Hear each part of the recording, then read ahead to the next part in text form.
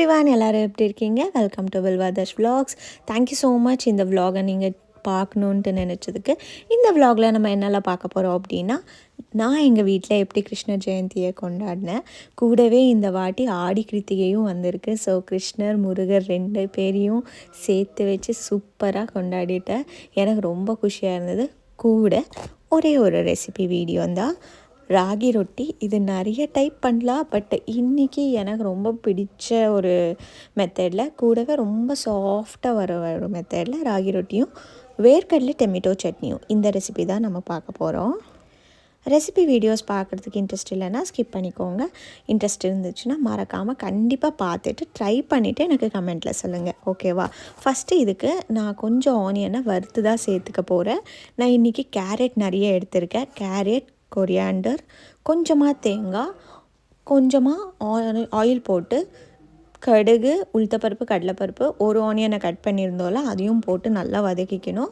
உங்களுக்கு தேவைப்பட்டதுன்னா நீங்கள் green chilli add பண்ணிக்கலாம். இந்த டைமில் க்ரீன் சில்லி, ஜிஞ்சர் என்கிட்ட நான் இன்றைக்கி ஸ்கிப் பண்ணிட்டேன். என்கிட்ட இருக்குல்ல க்ரீன் சில்லி, அதனால் நான் கம்ப்ளீட்டாக ஸ்கிப் பண்ணிட்டேன். அது இல்லாமல் நான் இன்றைக்கி டொமேட்டோ வேர்க்கடலை சட்னி பண்ண போகிறேன், காரசாரமாக. ஸோ அதுலேயும் காரம் ஆட் பண்ணிவிட்டு இதுலேயும் காரம் ஆட் பண்ணிட்டோன்னா ரொம்ப காரமாக இருக்கும், வேண்டாம் அப்படின்ட்டு நான் ஸ்கிப் பண்ணிட்டேன். கொஞ்சமாக உப்பு போட்டதுக்கப்புறம் இங்கே நான் இன்றைக்கி 2 கப்பு ராகி மாவு, 1 கப்பு கோதுமை மாவு எடுத்திருக்கேன். இதுதான் ரேஷியோ, இது கரெக்டாக இருக்கும். உங்களுக்கு தேவைப்பட்டதுன்னா கொஞ்சமாக எக்ஸ்ட்ராவாக வேணால் கோதுமை மாவு எடுத்துக்கலாம். இல்லை எனக்கு பிடிக்காத கோதுமை மாவுனா ஸ்கிப் பண்ணிக்கோங்க. 1.5 டேபிள் ஸ்பூன் அளவுக்கு கர்ட் எடுத்திருக்கேன். கர்ட் எதுக்கு நான் ஆட் பண்ணுவேன்னா, சாஃப்ட் தரும். ரொட்டி நம்ம தட்டு சாப்பிடும்போது ரொம்ப சாஃப்டாக இருக்கும், அதனால தான் நான் கர்ட் ஆட் பண்ணுறேன். யூஸ்வலி எல்லோரும் பண்ணுற மாதிரி தான், சேமாக தான் பண்ணியிருப்பீங்க. பட் ஒரு வாட்டி மட்டும் ஆனியனை வதக்கி போடுங்க. அந்த க்ரன்ச்சி டேஸ்ட்டே வேறு லெவலில் இருக்கும். நம்ம ராவாக போடுறதுனால நார்மலாக வெந்துடுற மாதிரி இருக்கும். நம்ம இதை நல்லா வதக்கி போடுறதுனால ஒரு க்ரன்ச்சினஸ் தரும். எனக்கு ரொம்ப ரொம்ப பிடிக்கும். கூடவே கொஞ்சமாக ஸ்வீட்னஸும் இன்க்ரீஸ் ஆகும். அது ரொம்ப சூப்பராக இருக்கும். நான் நல்லா மாவெல்லாம் பிசைஞ்சு ஒரு 10 to 15 மினிட்ஸ் அப்படியே வச்சிடுவேன். இதை விட கொஞ்சம் நீங்கள் அலசாக பிசைஞ்சுக்கலாம், கொஞ்சம் தெளிவாக பிசைஞ்சுக்கலாம். ஏன்னா ரொட்டி போடும்போது இன்னும் கரெக்டாக இருக்கும். இல்லை இப்படி பிசைஞ்சிட்டு ரொட்டி போடுறதுக்கு முன்னாடி கொஞ்சம் 1 டேபிள் ஸ்பூனோ இல்லை 1.5 டேபிள் ஸ்பூனோ தண்ணி விட்டுட்டு திரும்பியும் பிசைஞ்சுக்கலாம். அது ஊற வைக்கிற டைமில் நம்ம குயிக்காக ஒரு சட்னி ரெடி பண்ணிக்கலாம். இதுதான் டொமேட்டோ வேர்க்கடலை சட்னி, ரொம்ப சூப்பராக இருக்கும். இது நான் கற்றுக்கிட்டது வந்து கௌதமி அக்கான்ட்டு, அவங்க சூப்பராக சமைப்பாங்க. அவங்களோட வீடியோஸும் நான் போட்டிருப்பேன். மக்கானா கிரேவி வைக்கிறதெல்லாம் வேறு லெவல். டொமேட்டோ பப்பு ஆகட்டும், டொமேட்டோ ஜஸ்ட் கறி, அதுக்கப்புறம் இந்த சட்னி, புனுகுலு எல்லாமே செம்மையாக சமைப்பாங்க. குயிக்காக ரெசிபி எப்படி பண்ணுறதுன்னு பார்த்துடலாமா? ஒரு கடாயில் கொஞ்சமாக ஆயில் போட்டு, பூண்டு, காஞ்ச மிளகா, 1.5 டொமேட்டோ நான் இன்றைக்கி எடுத்திருக்கேன், கொஞ்சமாக கருவேப்பிலை, கொத்தமல்லி எல்லாமே போட்டு நல்லா வதக்கிக்கணும். லாஸ்ட்டில் வேர்க்கடலையும் ஆட் பண்ணியிருக்கேன். நான் ஏன் லாஸ்ட்டில் ஆட் பண்ணேன்னா, ஆல்ரெடி அது வறுத்த வேர்க்கடலை, அதனால லாஸ்ட்டில் ஆட் பண்ணேன். நீங்கள் வேர்க்கடலையை வறுக்கலைன்னா கண்டிப்பாக ஃபஸ்ட்லேயே ஆட் பண்ணி நல்லா வறுத்துக்கோங்க. நல்லா ஆறுனதுக்கப்புறம் நம்ம கிரைண்ட் பண்ணும்போது உப்பும் வெல்லமும் சேர்த்து ஆட் பண்ணி அரைச்சிக்கிட்டோம். சூப்பர் அண்ட் டேஸ்டியான வேர்க்கடலை டொமேட்டோ சட்னி ரெடி ஆகிடும். டேஸ்ட்டு வேறு லெவலில் இருக்கும். நீங்களும் ட்ரை பண்ணிவிட்டு கமெண்ட்டில் சொல்லுங்கள். இப்போது பேக் டு ரொட்டி ரெசிபி. எல்லாருக்கும் தெரியும், நான் ரொட்டியை வந்து எப்போவுமே தட்டி தான் போடுவேன். எனக்கு பேப்பரில் அவ்வளோவா வரல, என்னன்னு தெரில. மேபி அந்த ரொட்டி பேப்பர்னே வாங்கணும்னு நினைக்கிறேன், அது என்கிட்ட இல்லை. ஸோ அதனால் நான் வந்து எனக்கு வந்து இந்த துணியில் தட்டி போடுறது ரொம்ப கம்ஃபர்டபுள் ஆகிடுச்சு. ஸோ நம்ம எவ்வளோக்கு வேணாலும் ஸ்ப்ரெட் பண்ணிக்கலாம், அண்ட் நமக்கு எவ்வளோ தின்னாக வேணுனாலும் ஸ்ப்ரெட் பண்ணிக்கலாம். அதனாலேயே என்னமோ நான் வந்து இதுலேயே பழகிட்டேன். பட் உங்களுக்கு இது பிடிக்கல, இது அவ்வளோவா ஓகே இல்லை அப்படின்னா கண்டிப்பாக பேப்பரில் போட்டுக்கலாம். ஆயில் பேப்பரில் போட்டால் இன்னும் சூப்பராக வரும். நான் ட்ரை பண்ணதில்லை, ஏன்னா இங்கே ஆயிலில் வந்து பேப்பர் ஆயில் அந்த மாதிரி கிடைக்கிறதில்ல. நம்ம ஊர்லலாம் இந்த சன் பியூர், கோல்ட் வினர் அந்த மாதிரி ஆயில் 1 லிட்டர் ஆயில் பேப்பர் வரும்ல, அதில் நீங்கள் ட்ரை பண்ணுங்கள், அதில் சூப்பராக தான் வரும். நம்ம எவ்வளோ மெலீஸாக தட்டுறோமோ அவ்வளோக்கு அவ்வளோ ரொட்டி சூப்பராக வெந்திருக்கும், நல்லா டேஸ்ட்டாகவும் இருக்கும். கொஞ்சம் நீங்கள் ரொம்ப தடியாக தட்டிட்டிங்கன்னா அது அவ்வளோவா வேகாது, வயிறு வலியெல்லாம் வரும். அதனால் ரொட்டியை மட்டும் பார்த்து தட்டிக்கோங்க. போடும்போது நீங்கள் பார்த்து போடுங்க. ரொம்ப எக்ஸ்பீரியன்ஸுன்ட்டு நான் டன்னுன்னு இழுத்தேன்னா அது தாரமெல்லாம் இருந்துச்சு, கிழிஞ்சு போச்சு. பட் நல்லா தான் வந்துச்சு, ஏன்னா ஒட்டி வச்சுட்டோம். தண்ணி போட்டு கொஞ்சமாக இப்படி பண்ணால் அது ஒட்டிக்கும், அந்த மாதிரி நான் ஒட்டி வச்சுட்டேன். குக்கிங்னாலே அது இது சரி பண்ணுறது தானே, அப்படி தான் நான் பண்ணுறேன். இந்த ரொட்டி பொறுத்த அளவுக்கு நீங்கள் லோ ஃப்ளேமில் வச்சு வேகவே வைக்கக்கூடாது. மீடியம் டு ஹை ஃப்ளேமில் வச்சுட்டு நல்லா வேக வச்சிங்கன்னா சூப்பராக இருக்கும். லோ ஃப்ளேமில் வச்சு வேக வச்சேன்னா என்ன ஆகிடும்னா கட்டுக்கலாயிடும். என்ன சொல்லுவாங்க, ஒரு மாதிரி கிறிஸ்பியாகிடும். அது அவ்வளோவா சாப்பிட்றதுக்கு எனக்கு பிடிக்காது. உங்களுக்கு பிடிக்கும்னா அந்த மாதிரி வேக வச்சுக்கோங்க. கரும்னு இருக்கும். இல்லைன்னா நார்மலாக மீடியம் டு ஹை ஃப்ளேமில் வச்சு சூப்பராக ரொட்டி பண்ணி எடுத்துக்கோங்க. நான் இன்றைக்கி லஞ்சுக்கு பண்ணியிருந்தேன் கிருஷ்ண ஜென்மாஷ்டமி அன்றைக்கி.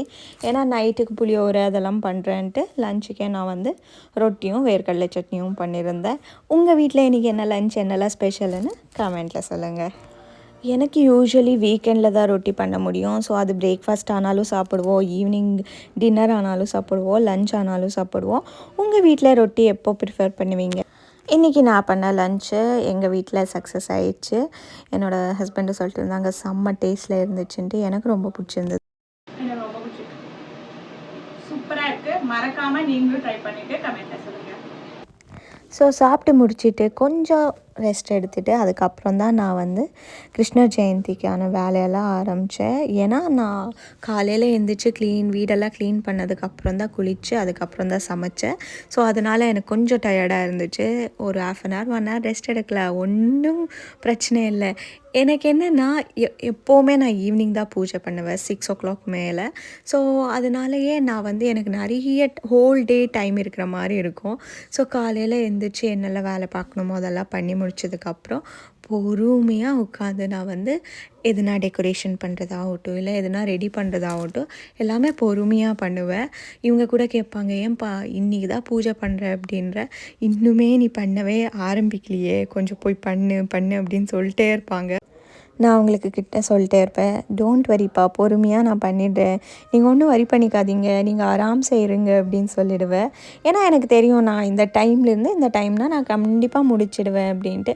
பெரிய வேலை ஒன்றும் இருக்காது இல்லையா, நம்ம எல்லாமே எடுத்து வச்சுருப்போம், அதெல்லாமே க்ளீனாக அரேஞ்ச் பண்ணிவிட்டு கொஞ்சமாக பிரசாதம் நைவேத்தியம் எல்லாம் பண்ணி முடிச்சுட்டு பூஜை பண்ணுறது தான். பூஜைன்றது நான் ரொம்ப ரிலாக்ஸாக கொஞ்சம் கூட படபடப்பை இல்லாமல் பண்ணுவேணும். ஏன்னா எனக்கு கொஞ்சம் படபடப்பு இல்லைன்னா கொஞ்சம் எதுனா ஒரு அவசரமாக இருந்துச்சுன்னா எனக்கு பூஜை பண்ணவே தெரியாது, பூஜை பண்ணவே வராது. நான் பண்ணுறதே ஏதோ ஒரு அஷ்டகம் சொல்கிறது அந்த மாதிரி தான், அதுவும் நான் ஒழுங்காக சொல்ல மாட்டேன். ஸோ அதனாலேயே நான் வந்து ரொம்ப ரிலாக்ஸாக பண்ணுவேன்.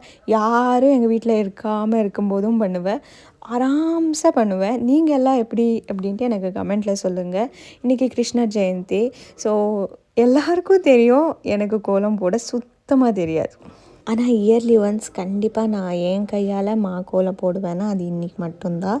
பிகாஸ் எனக்கு தெரிஞ்சு நான் நார்மல் கோலம் கிருஷ்ணர் ஜெயந்தி அன்றைக்கி போட மாட்டேன். எப்படியும் நம்ம அரிசி மாவு ஊற வச்சு ஆட்டியிருப்போம்ல, அதனால் நான் கோலமே போடுவேன்.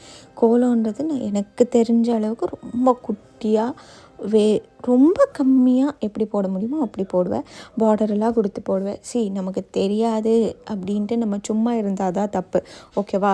நமக்கு தெரிஞ்சதோ தெரியலையோ நமக்கு வந்த மாதிரி பண்ணுறோமா அது அளவுக்கு சூப்பர், அவ்வளோதான் என்னோட பாலிசி.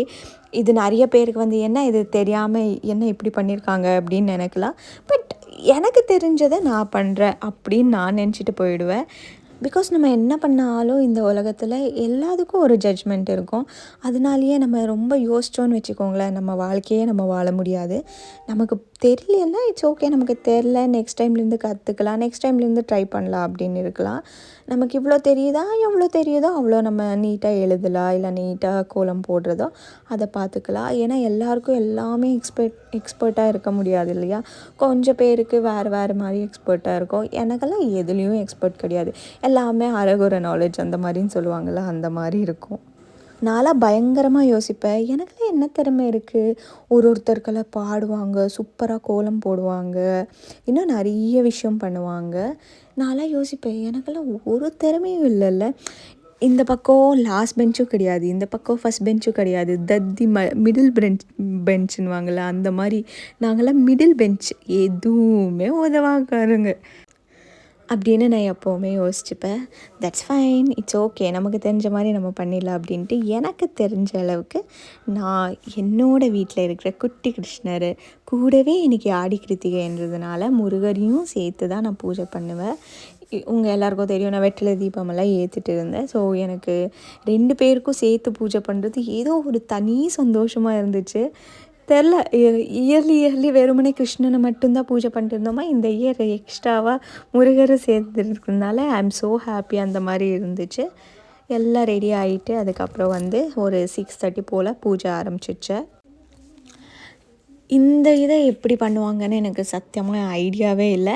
நான் இது ஒரு 4 இயர்ஸ் இந்த இதை ஸ்டார்ட் பண்ணியிருக்கேன், இந்த பூஜையை பண்ணுறதுக்கு. ஸோ எனக்கு தெரிஞ்ச மாதிரி நான் பண்ண ஆரம்பிச்சிட்டேன்.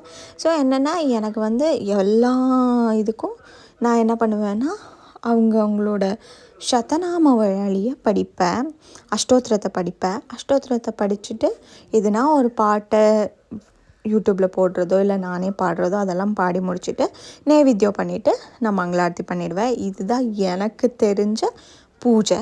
இதுக்கு மேலே எனக்கு சுத்தமாக தெரியாது. நீங்கள்லாம் எப்படி பண்ணுவீங்கன்னு கமெண்ட்டில் சொல்லுங்கள். லாஸ்ட் டைமெல்லாம் நான் நிறைய பலகாரம்லாம் வச்சு பண்ணியிருந்தேன். இந்த வாட்டி என்னால் எந்த பலகாரமும் பண்ண முடியல. பிகாஸ் நான் ஆல்ரெடி வரமகாலட்சுமிக்கு பண்ணதே நிறைய இருந்துச்சா, சரி காலியும் ஆகலை, யாரும் சாப்பிடவும் இல்லை, அதுவே இருக்குது அப்படின்ட்டு இந்த வாட்டி நான் ஸ்கிப் பண்ணிவிட்டு வெறுமனே பால், தயிர், நெய், மோர், அப்புறமா வெண்ணெய் இது மட்டும் வச்சேன். இந்த 5 பொருள் ரொம்ப பிடிக்கும் கிருஷ்ணருக்கு, அதனால் இது 5 வச்சேன். அவள் கூட ரொம்ப பிடிக்கும், அவளும் வச்சுக்கலாம். நிறைய பேர் வந்து நிறைய மெத்தட் சொல்லுவாங்க.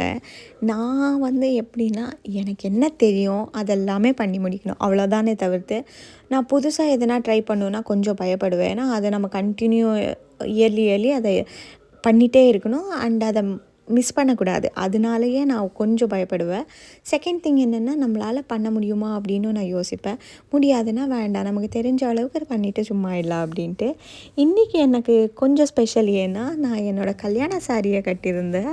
ரொம்ப எனக்கே ஒரு மாதிரி ஒரு 4-5 இயர்ஸ் ரொம்ப சின்னவளாக இருந்த மாதிரி இருந்துச்சு. அது இல்லாமல் கல்யாண சாரி கட்டுறதுனாலே சரி ஓகே நம்மக்கிட்ட தான் ஜடை இருக்குல்ல, நம்ம ஜடை போட்டு ஜடை பில்லெல்லாம் போடலாமே அப்படின்ட்டு அப்படியெல்லாம் தான் ரெடியாக இருந்தேன். எனக்கு ரொம்ப ஹாப்பியாக இருந்துச்சு. ஸோ நான் ரெடி ஆகிறதுலேருந்து பூஜை பண்ணி முடிக்கிற வரைக்கும் ரொம்ப ஜாலியாக ஹாப்பியாக பூஜை எல்லாம் பண்ணி முடித்ததுக்கப்புறம் தான் நான் நெக்ஸ்ட்டு ஃபோட்டோஸ் எல்லாம் எடுத்துக்கிட்டேன். என்னோடய ஹஸ்பண்ட்கிட்ட கேட்டு கொஞ்சமாக கெஞ்சி ஒரு 10 மினிட்ஸ் மட்டும் எனக்கு டைம் ஸ்பெண்ட் பண்ணுங்கப்பா, எனக்கு ஒரு 4-5 ஃபோட்டோ எடுத்துத்தாங்க அப்படின்னு கேட்டுட்டு ஃபோட்டோ எடுத்திருக்கேன். ஸோ கண்டிப்பாக நான் இன்ஸ்டாகிராமில் போஸ்ட் பண்ணுறேன், நீங்கள் செக் பண்ணி பாருங்கள் உங்களுக்கு இன்ட்ரெஸ்ட் இருந்துச்சுன்னா. அப்படியே மறக்காமல் என்னோடய அவுட்ஃபிட் அண்ட் என்னோடய ஜடை பிடிச்சிருக்கான்னு கமெண்ட்டில் சொல்லுங்கள். சூப்பராக இன்றைக்கி பூஜை எல்லாம் முடிச்சுட்டேன். ஏன்னா 2 இல்லையா, டபுள் தமாக்கா மாதிரி கிருஷ்ணரோட முருகரையும் கும்பிட்டாச்சு. சூப்பராக ஹாப்பி. எனக்கு ஒரு டிவைன் ஃபீல், ஒரு பாசிட்டிவ் ஃபீல் இருக்கும். யாருக்கெல்லாம் இது தோணும்னு தெரியாது. நான் எப்போல்லாம் சாமி கும்பிட்றேன்னா எனக்கு அப்போல்லாம் தோணும். அந்த ஒரு நம்ம சும்மா ஒரு தீபம் ஏற்றி மங்களாரத்தி பண்ணாலே அவ்வளோ டிவைன் ஃபீலாக இருக்கும். இன்றைக்கி நான் பிரசாதத்துக்கு வந்து சக்கரை பொங்கல், புளியோரை, கொஞ்சமாக கர்ட் ரைஸ் இதெல்லாமே பண்ணியிருந்தேன். சூப்பராக அதுவே டின்னராக முடிச்சிட்டேன்.